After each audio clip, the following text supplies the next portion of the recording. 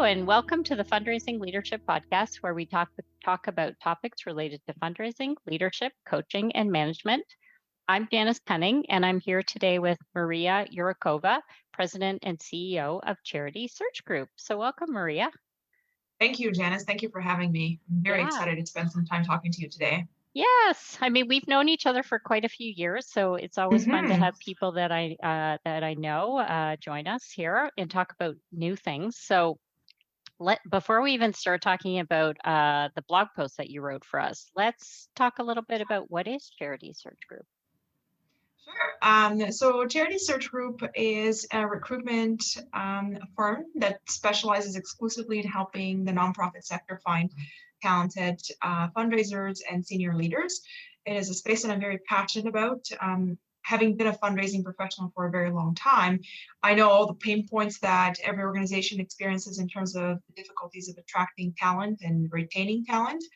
And so it's been a passion of mine to help organizations find a better way to attract talent and the type of talent that will stay and have a positive contribution to their mission. So I work with organizations that are of any size, primarily small shops that are looking to attract talent, sometimes for directors of development roles, sometimes for VPs or executive directors. And I enjoy that kind of work a lot because I get to meet a lot of people, but I also get to impact a variety of different causes. So I've done searches for anything from your typical health-based charities all the way to a charity that was acrobatics and circus school, for example, that was looking for an executive director.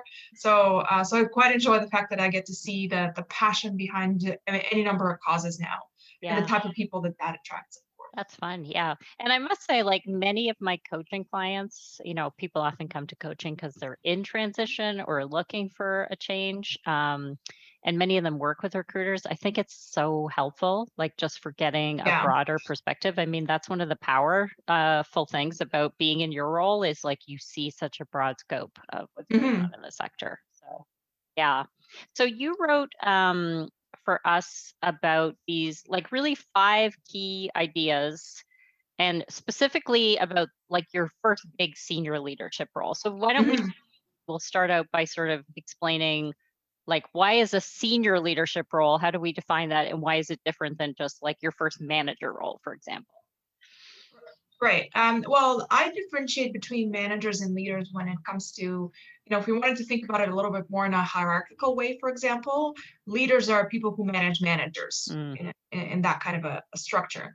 But I think the difference is that when you're in your first management role, your scope of control is still fairly small. You probably are managing a few people, you're reporting to one person that reports into somebody else or the board and whatnot. So you're once removed from having this huge amount of people that are expected or looking at you for direction, for strategy, for inspiration, for vision, and all that. So I think that you're still a little bit in a bubble when you're in a management role, but when you're looking at your first senior leadership role, that's when you really are setting on the stage and you're coming out of that bubble and you're setting to the point where you're influencing people you don't even know you're influencing within an organization, I think.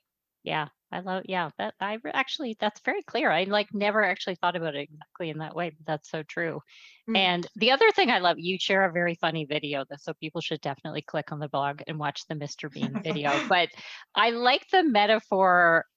Like we often talk, like you say, about climbing a ladder or taking a step up, but you talk about it as a plunge. So why is that metaphor make sense to you?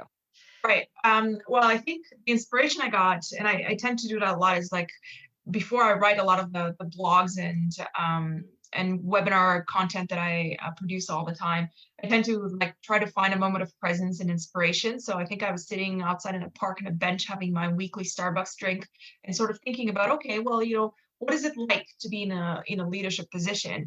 And I think I'd watched the Mr. Bean video shortly before that, so it was still fresh in my mind. But I always thought about the fact that even within my own career, I think we've all been very sort of gun-ho and excited and motivated to be promoted and always thinking about climbing that ladder up. But the reality is that when you get into a leadership position, it's actually like you have to completely let go of the fact that you think you have as much control as you think you do. And so therefore, a lot of sports in general, in order to execute a movement very well, you have to let go mentally of the consequences and where you are and whatnot. So that's sort of where that came up.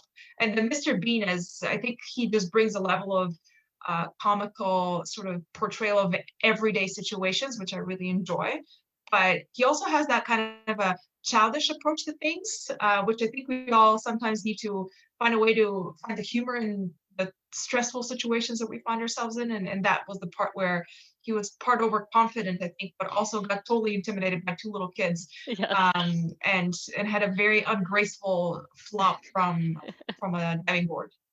Yes, yeah. I actually, it's funny, like I think many of us can feel that feeling like when you're a kid and you climb up the high diving board for the first time, it's like, oh my goodness, Exactly. here I Exactly. am. Do I Exactly. climb back down the ladder or do I actually jump in? Yeah. Yeah. So yeah, and I love like you kind of go through these really five concrete tips. So let's just kind of go through them. So the first one is know thyself. So Mhm. tell us a little bit about that and what do you recommend people do to achieve that? Right. And I noticed that a lot when I interview candidates for senior roles, for example.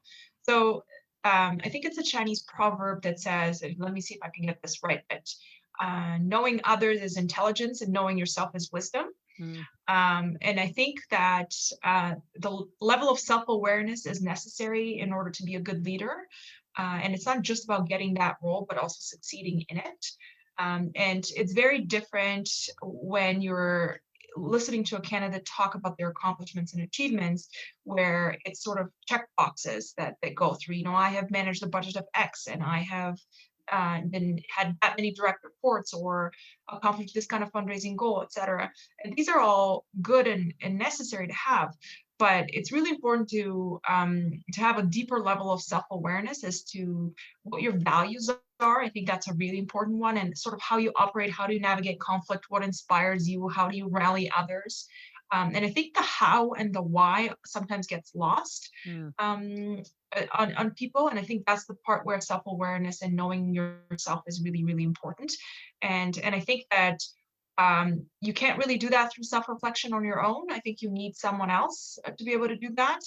And when I say someone else, you need someone else who's going to come from a place of non-judgment, but also unbiased, because we can all find people in our lives that are going to sort of be our cheerleaders and be like, oh my God, you're awesome.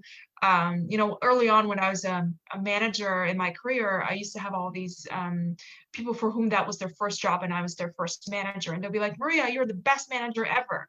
And I would be like, oh yeah, and how many managers have you had? And they're like, well, you're my first one.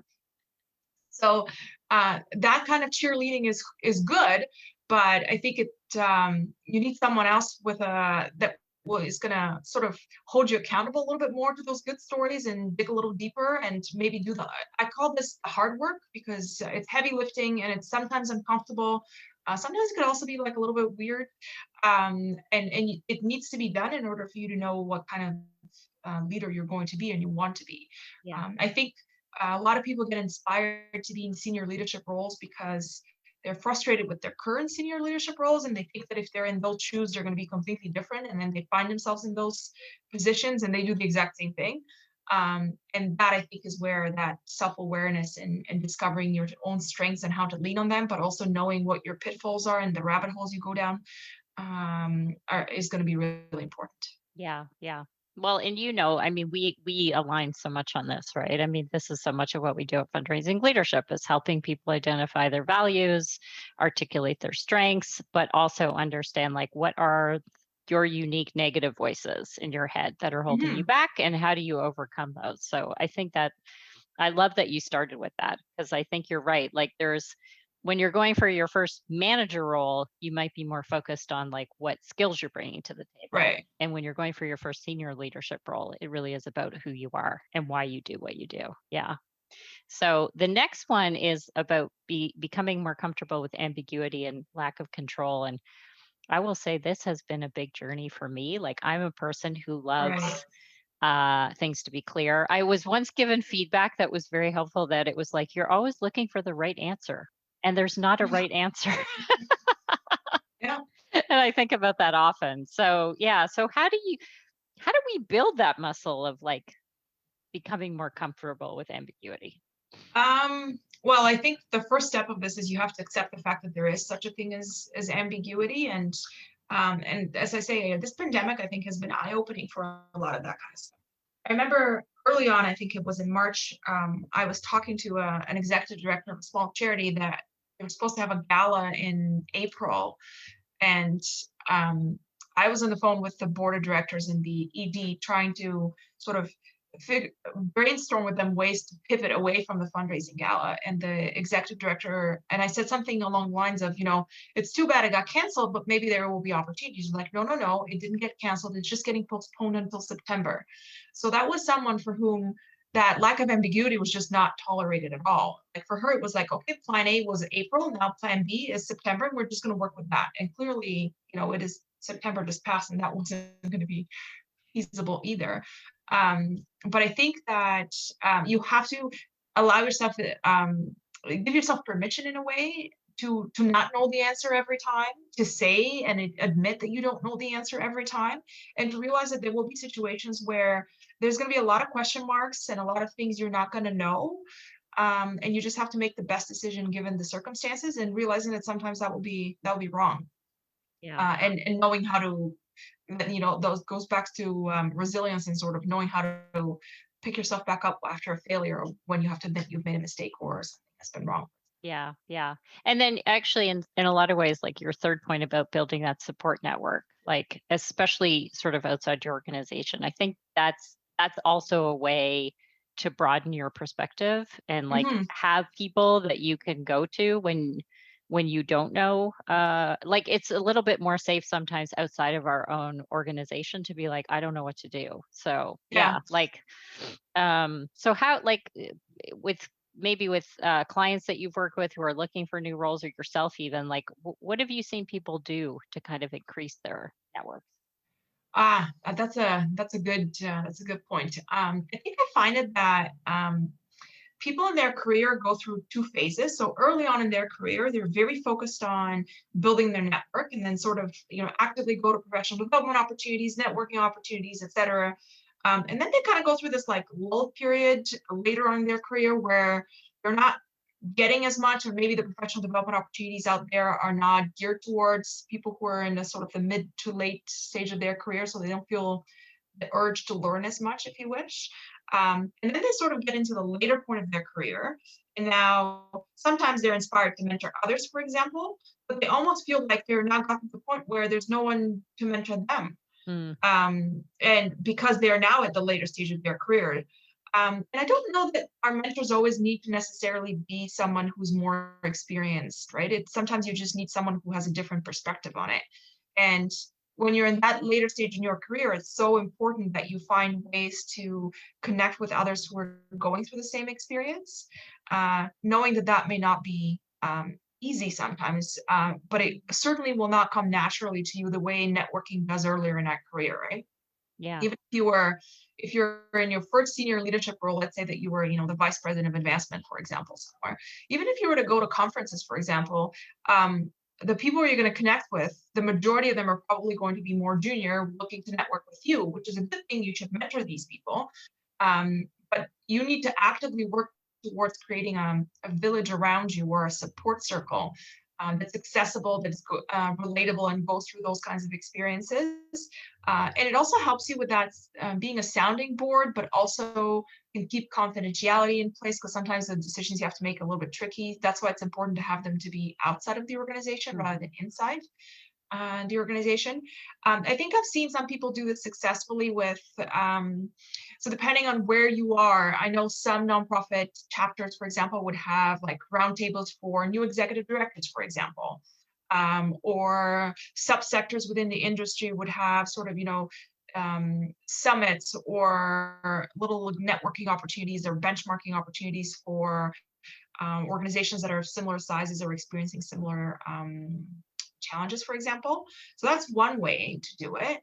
I think another way to do it is to look at your local community and think about other people who are walking the same path as you. And the one good thing about the nonprofit sector is that we think of ourselves as collaborators and colleagues before we think of ourselves as competition.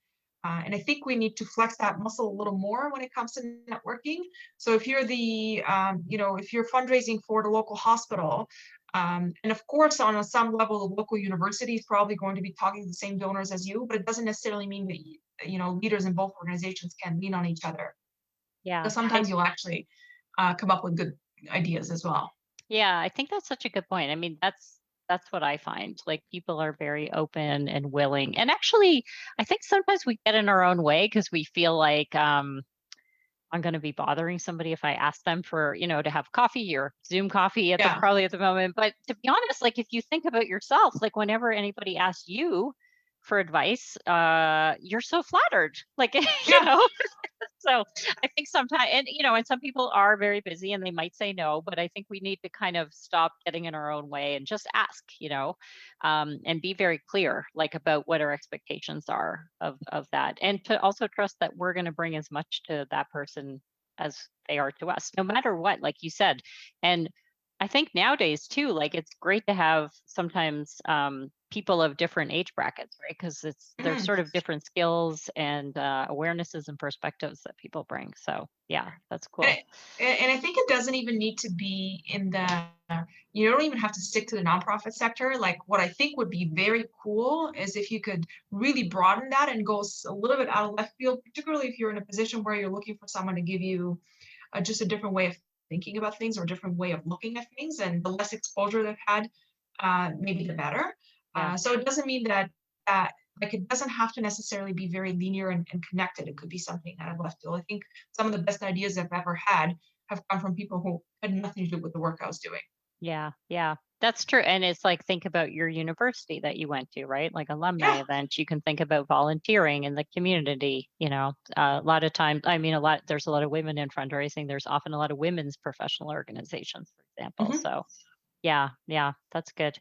And I number 4 is become an open book, which is about integrity and transparency. But you also mentioned feedback, which is a big part of what we do at Fundraising Leadership. Right. Is like encouraging leaders to seek feedback. They often want to learn to give feedback, but sometimes they forget that we need to start by looking for feedback. So I think, Right. again, like I think that's a role that you as a recruiter really play, is like to actually give like very honest feedback. So Mhm. how do you find people take feedback, and what do you think they can do to like build that muscle of being able to accept it? It's hard. It's hard. I would say, okay, so within the context of recruitment, I think one of the reasons why candidates like working with recruiters like me is probably because they do get the opportunity to get feedback. I think oftentimes the hiring process, for various reasons of liability and legality, we're not going to get into today, um, tend to sort of shut the door very quickly. And it's like a very much a yes or no. You either get the job and you still don't get feedback, or you don't get the job and you still don't get feedback. And then the natural defense mechanism in all of us is to come up with something that we think is the reason why we didn't get the job. Like, oh, well, they just went with someone they knew, or, oh, it must be because I did X, Y, Z, right? But the reality is that so it's hard to give feedback in that kind of situation because as much as we want to be very scientific, the hiring decision sometimes is a bit of a gut reaction that you can't always explain. And it does sometimes come to fit and personality, which is not things that you can change anyways. But I think the type of feedback that I like to give is sort of, um, you know, present yourself in a way that's true to yourself. I think that's really important. And just because you had a negative outcome from one particular role, it doesn't necessarily mean that you did anything wrong. Like you could do all the things right and still not get the job because eventually only one person gets it. And sometimes when these kinds of doors close, something else opens that might actually be a good experience, which was, for example, in my case, as to how I ended up becoming a recruiter myself, was because I had gone through a process with a recruiter and I enjoyed the process, even though I didn't actually get the job. Yeah. So sometimes that's important to have. But in the context of senior leaders, I remember handing in my notice at a job and having sort of that last goodbye with the most senior leader in the organization, who, I know we're on video, but I'm going to try to demonstrate anyways. Sort of crossed her arms like this, if you can see me, and was like, so like I'm always looking for some feedback, and I know that people don't give me feedback very often, but like you're a fairly straightforward person, so like what's your feedback? So the reason why I do this is because you could tell that this was someone who had been told that they need to ask for feedback and probably genuinely wanted it, but everything about their demeanor was so intimidating that I mean, only people who are on their like last day would probably venture to give feedback in that context. And I know, having managed hundreds of people, I know when a staff person points out something to you that is a room for improvement, it stings. It's like a punch in the gut. So I get it. It's very difficult. But it's so necessary because those are the growth moments that will make you a better leader. Like the people who flatter you are not going to improve you. I'm not saying that you should only take criticism seriously, but it's really important that you create a safe environment where people can give you feedback. Yeah. Uh, and that's why having that network of people around you sometimes is helpful as well. But most of the time, you're not going to be able to easily find that in your own organization, because just generally we live in an environment where, for whatever reason, people, even in a industry that has such tremendous talent shortage and high turnover, people are still afraid to get fired and therefore don't want to speak up and do all those other things, right? Yeah. Like get feedback. Yeah, and Um, I think the other piece too, and for anyone listening who hasn't read Radical Candor by Kim Scott, it's an mm, excellent book and it talks a lot about giving and getting feedback. But I'll just circle back to your first point about know thyself, because the thing is, like, feedback is as much about the person giving it as about you, right? Like some yeah, people just like different styles. And so I think when you really know yourself, like you know your strengths and your values, it does become easier to take feedback, because sometimes you'll get mhm, feedback and you'll say, yeah, that's fair, but that's, I'm not willing to change that. Like you don't always have to do something with it, right? Like that's very true. Yeah, my partner David often says to me, like, we're not for everybody. I mean, we're just not, right? Like in some ways, unless you're vanilla and kind of boring, then you're not for everyone. And right. so I think it's like being willing to like really accept it, think about it, but then also kind of test it against your own strengths and values that Right. you bring to the table. Yeah. Because I think especially for women, like sometimes like feedback comes from this gender bias lens, and we need to reject it. And that's okay. Yeah, and I think as women, we sometimes put tremendous pressure on ourselves to appear a certain way or not let our feelings into play, for example, as one thing. But on the topic of becoming an open book, I think the other point I really want to make is I think as senior leaders, you do live in a fishbowl, and I'm quite firm on that. And you probably don't even realize how much impact you have with the tiniest things you do, um, on like the staff that you interact with the least. And on the opposite end, like it's someone that you have very cursory interactions with, maybe tremendously inspired by something that you say in a meeting with 50 or 60 other people that was probably not even, it was sort of off the cuff, and appearing vulnerable, for example, and sort of talking about moments of doubt, for example, or things that have not worked out well in your career sometimes very helpful. I think particularly women tend to um, put a little bit more pressure on themselves to appear very strong and sort of stoic and sort of I've had it all together all the time. That um, others that don't feel that way sometimes can be very intimidated and feel like they can never rise up to that expectation.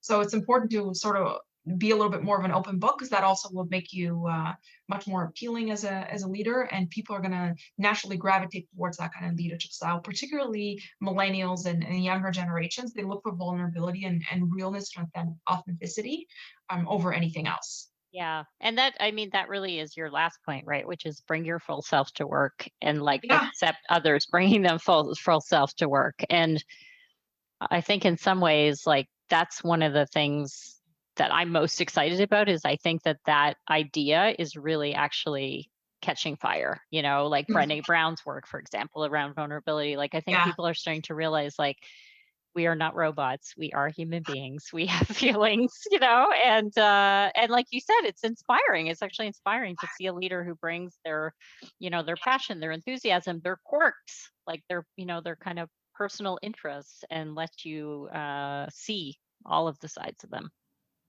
Yeah, I think I still vividly remember the first time I observed a senior leader being like that, being vulnerable and sort of talking about their deepest fears and their feelings. And in this particular case, she was talking about balance and how difficult it is to balance, I think, work and life. And she had given an example about how, she constantly feels guilt that she's not a good enough mother because she doesn't feel like she's paying enough attention to her child. And I think it was about crayons and glitter or something like this. It was a particular situation. And, this is something that happened to me probably almost a decade ago. And it's not someone that I have interacted with more than 2 or 3 times in my life.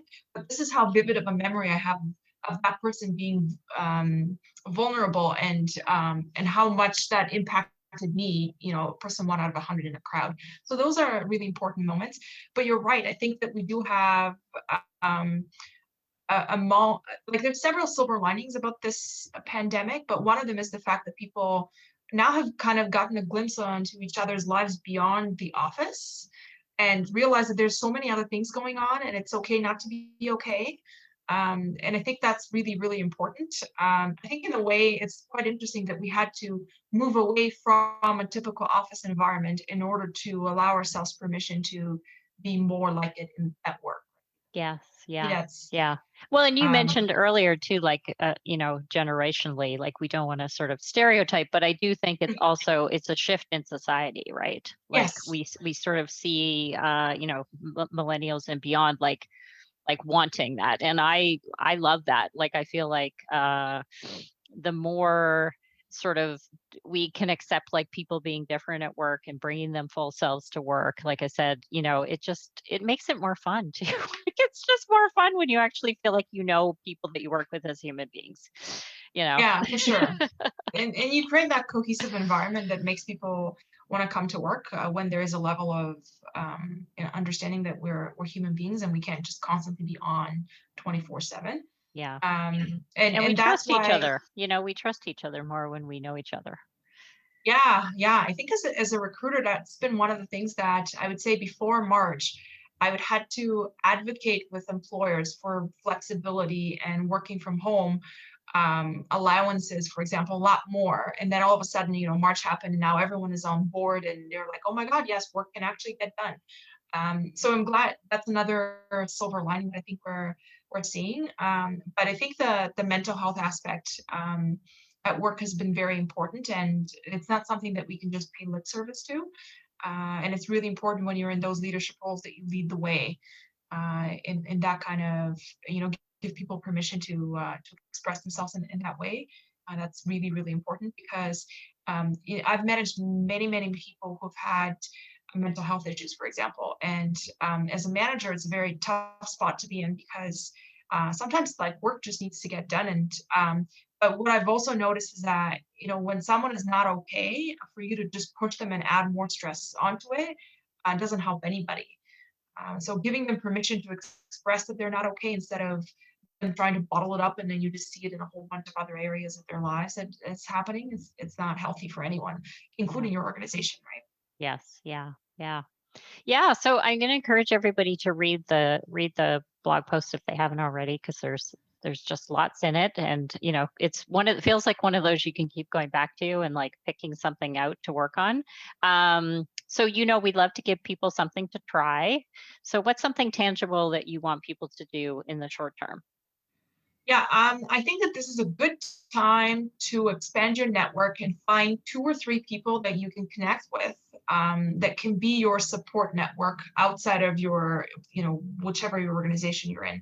And I encourage you if you're looking into your for a senior leadership role, or if you're already in it, you know, and now it's a good time. You don't necessarily have to commute very far. Zoom calls are actually a little bit easier to execute than coffee chats in the middle of downtown wherever you are. So I would encourage you to find 2 or 3 people that you can add to your network and connect with them. I think you're going to benefit from it just as much as they will, and it will be a positive thing. But we need more like that. No one can do this alone. Yeah, yeah. Yeah, and of course, if they are looking for a job or they are looking to hire a great new leader, then you could be part of that network. So, what's the best way for people to reach out to you? Sure. I am usually I'm very active on LinkedIn, so I like to connect with people on LinkedIn. So that's probably the easiest way. But my I think my email will be in the blog, but otherwise it's Mariya with a Y in the middle of all the letters at charitysearchgroup.com. So that's probably the easiest way to get in touch with me. I love sort of brainstorming career advice with people if that's what they need, or sort of giving them ideas as to what the current market looks like if they're thinking about adding a member to their team and are not quite sure how to go about it. Happy to connect with anyone. I'm particularly passionate in helping organizations find better talent because I think this pandemic has also shown a light on so many organizations that are critical to our communities that sometimes don't necessarily get the donor support they would like to, or they have a hard time attracting the fundraising talent or the senior leadership talent they would like to. And that's, I like to think of myself as someone who's going to evening out the playing field a little bit in that way, by proactively helping organizations find better talent. So always interested in connecting with people for sure. Yeah, great, great. Well, thank you. It's been delightful to talk to you as always. I've enjoyed seeing you kind of make this transition yourself, Mm. knowing you as a fundraiser and a leader and now seeing you in this new role. And hopefully we'll have you on again. We have a lot of joint interest, your company and our company, so we're looking forward to Right. kind of talking to you throughout the next few years.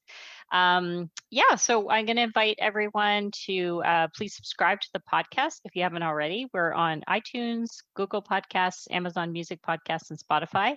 And if you're liking the show, rate and review to help people find us. And now we're going to invite you to go out, expand that network, get 2 or 3 people. Mariya might be one of them, and go put it into practice.